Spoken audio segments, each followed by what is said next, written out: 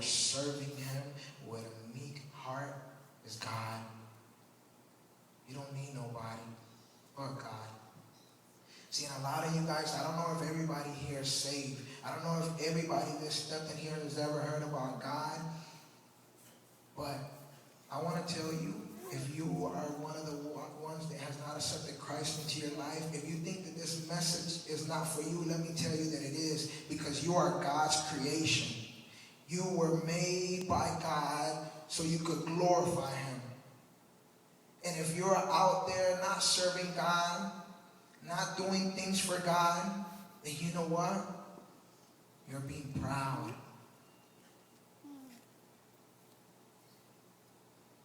And you need to come to Christ, because we were made for that, just to serve him. Guys, God has so many things for us.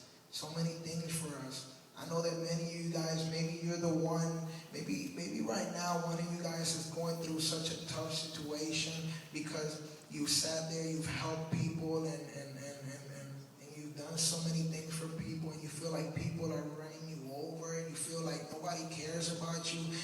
You may think that you're just one more person in church. But let me tell you that you're not. Let me tell you that you are very special to God. Because let me tell you that maybe you're that one person that fights without giving up. Maybe you're that one person that gives everything to God.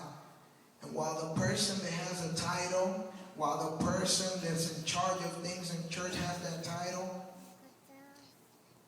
while that person does so many things, you might be the one that enters the kingdom of heaven before that person. Keep the good fight. Paul told Timothy, keep the good fight. And that's what we all have to do. Fight. Fight for your life. Guys, this is not a joke. I remember when Jamil came to my church to preach, and it was such a beautiful service. I got to spend time with a couple of you guys, and it was so beautiful. And I remember one of the things that God said was, he is almost here. The Word of God tells us that this is only momentarily. To look at, to focus on the unseen, because the seen is not what matters, it's the unseen.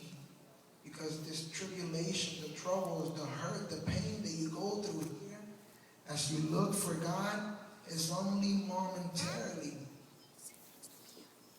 Enjoy it.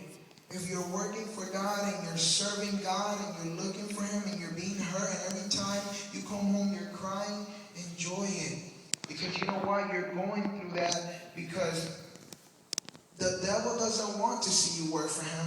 He wants to deteriorate you. He wants to bring you down. But you know what? There's a God in heaven. There's a God in heaven that sees you, that hears your cries, that feels your pain.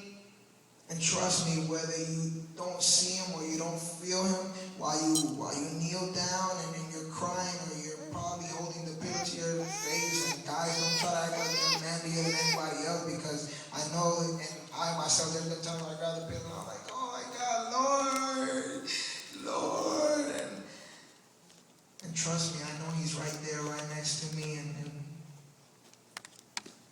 Leo, calm down. Calm down, I'm here for you. I'm here. And he's like, God, this kid doesn't hear me. What do I have to do? And sometimes he has to take a stick so I can really feel him, and then whack me and be like, now you heard me good. All right, come on. Get up and start walking again.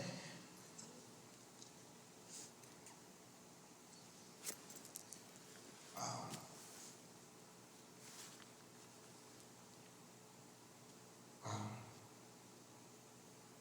I almost was going to end this without saying this, and now that I have it here, sometimes I write my nose, and sometimes I'm like, Lord, keep using me. And God's like, hey, glance over a little bit. And you know what? I love David. How many people here love David from the Bible? Not David, your neighbor, but David from the Bible. I'm a big David fan. Not David Ortiz, not, David. I'm not trying to get up any fans here. Just So David said, we give you, but we don't realize that from what we give you is things that you made.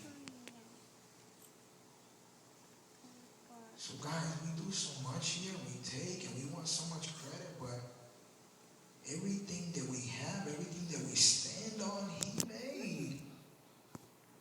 So who are we to take glory? I've stepped out. Sometimes I've gone to concerts and I get down and this person comes down and says, wow, I really killed it up there. You know, I made the presence of God be felt up there. And man, I was tearing it up there. And I look at other people and I sit down and I'm like, oh man, see. And then I'm like, what's wrong with me? But it was you. It was you. It was because you sent your son to die on the cross that I have an opportunity. That I have an opportunity to tell people how great you are. That the glory is not mine. I am nothing. Without you, I am nothing. Without you, I am, air.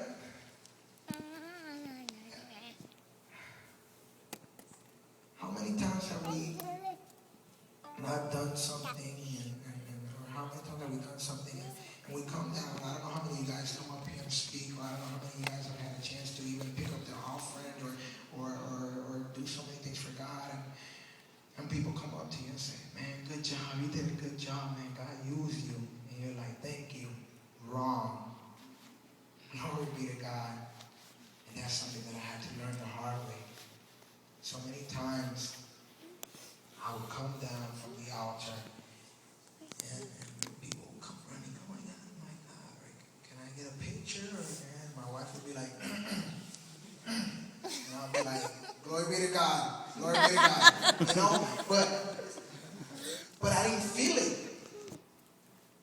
I didn't feel it.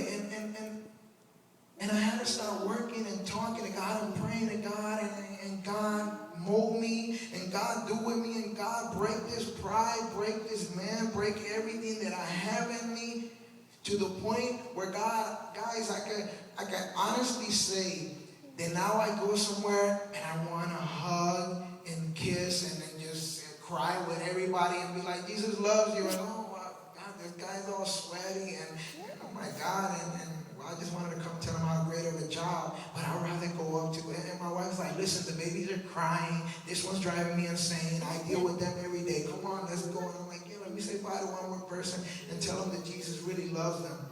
And that's just the joy in my heart. It brings such a joy to my life where my wife's like, listen, I want to do that too. You stay with the girls for a little bit while I go hug everybody and kiss up on everybody, you know. And I'm like, all right.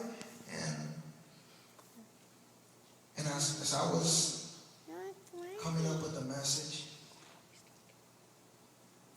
like I said, God had gave us, me and my wife, the green light to record now. And trust me, we've been waiting for this for a long time, but I've just been waiting for God to speak to us. And